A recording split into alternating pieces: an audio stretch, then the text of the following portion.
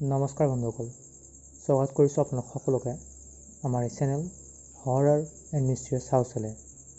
প্ৰথমে মই ক্ষমা খুজিম যে মই বহুত সময়ৰ পৰা এই চেনেলটিত এক্টিভ নাছিলোঁ, কিন্তু এতিয়াৰ পৰা প্ৰতি সপ্তাহত মই দুটাকৈ ভিডিঅ' আপোনালোকক দিবলৈ চেষ্টা কৰিম। আজি আমি শুনিম ভিয়েটনাম দেশৰ ভিয়েটনাম যুদ্ধৰ সময়ৰ এটা সঁচা ঘটনা। গতিকে আজিৰ এই ভিডিঅ' যদি আপুনি শুনি ভাল পায় তেনেহ'লে আমাৰ এই চেনেলটো আপুনি নিশ্চয় ছাবস্ক্ৰাইব কৰি ল'ব, লগতে ভিডিঅ'টো লাইক এণ্ড শ্বেয়াৰ কৰি দিব নাপাহৰিব, কাৰণ আগলৈ এনেধৰণৰ বিভিন্ন হৰৰ ঘটনা আপুনি চেনেলৰ যোগেৰে পাই থাকিব।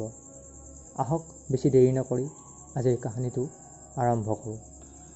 এই ঘটনা ভিয়েটনাম যুদ্ধৰ সময়ৰ ভিয়েটনামৰ এখন চহৰ ছাইগন।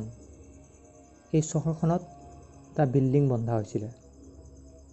530টা ৰুমৰ এই বিল্ডিংটো 1960 চনত কমপ্লিট হৈছিল। এই বিল্ডিংটোত 6টা ব্লকছ আৰু 13টা ফ্ল'ৰ আছিল। ভিয়েটনামৰ মানুহৰ মতে 13 নম্বৰটো আনলাকি বুলি বিশ্বাস কৰিছিলে। বিল্ডিঙত সেই সময়ৰ আমেৰিকা সেনাবোৰেও নিজৰ আড্ডা কৰি লৈছিলে, কিন্তু লাহে লাহে তাত বহুতো ভয়ানক ঘটনা ঘটিব ধৰিলে। তাত কাম কৰা যিবোৰ শ্ৰমিক আছিল সেইবোৰৰ হঠাৎ মৃত্যু হ'বলৈ ধৰিলে, আৰু তাত থকা আমেৰিকী সৈন্যবোৰৰো মৃত্যু হ'ল, আৰু সেই বিল্ডিংটো বিভিন্ন ধৰণৰ ভয়ানক শব্দ, ভয়ানক ঘটনাৰে আৱৰি ধৰিলে। এইবোৰ ঘটনাৰ বাবে সেই বিল্ডিংটোৰ যিজন মালিক আছিল সেইজনে তেওঁলোকৰ সমাজৰ এজন ধৰ্মগুৰু অৰ্থাৎ এজন পণ্ডিতক লৈ আনিলে, আৰু সেই পণ্ডিতজনে কৈছিল যে এই বিল্ডিংটোত বিভিন্ন ধৰণৰ অশৰীৰ আত্মা আছে, আৰু এইবোৰৰ পৰা এই বিল্ডিংটোক মুক্ত কৰিবলৈ হ'লে বিল্ডিংটোৰ চাৰিওদিশে 4টা কুঁৱাৰী ছোৱালীৰ মৃতদেহ পুতিব লাগিব। আৰু ঠিক তেনেদৰে বিল্ডিঙৰ মালিকজনে তেওঁৰ মানুহ লগাই হস্পিটেলৰ পৰা চোৰাংভাৱে 4টা কুঁৱাৰী ছোৱালীৰ মৃতদেহ লৈ আনিলে আৰু বিল্ডিংটোৰ চাৰিওদিশে পুতি থ'লে। লাহে লাহে এই ঘটনাবোৰৰ প্ৰভাৱ কমিবলৈ ধৰিলে, কিন্তু সম্পূৰ্ণৰূপে সেইবোৰ শেষ নহ'ল, আৰু আজিও এই বিল্ডিংটোত বিভিন্ন ধৰণৰ চিঞৰ, কোনোবাই দৌৰা, খোজ কঢ়াৰ শব্দ শুনিবলৈ পোৱা যায়। আহক আমি আগবাঢ়ো দ্বিতীয়টো ঘটনালৈ। এই ঘটনাটো এটা বোনাছ ঘটনা বুলি ধৰি ল'ব, যিহেতু মই আজি এটা ঘটনা কোৱাৰ কথা আছিল।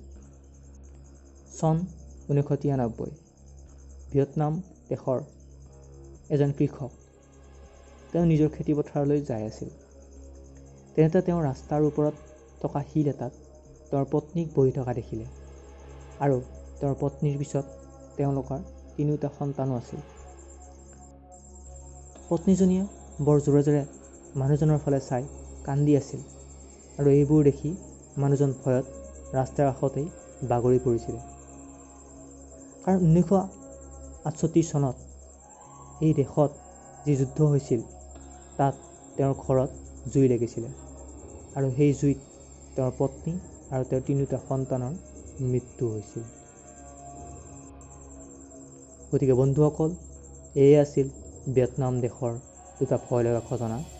যদি আপোনালোকে ভিডিঅ'টো শুনি ভাল পালে তেনেহ'লে নিশ্চয় ছাবস্ক্ৰাইব কৰিব আমাৰ এই চেনেলটো, লগতে আপোনালোকৰ লগতো যদি কিবা ভয়ানক ঘটনা এনেদৰে সংঘটিত হৈছে তেনেহ'লে মোক মোৰ ইনষ্টাগ্ৰামত আপোনাৰ ষ্টৰি শ্বেয়াৰ কৰিব।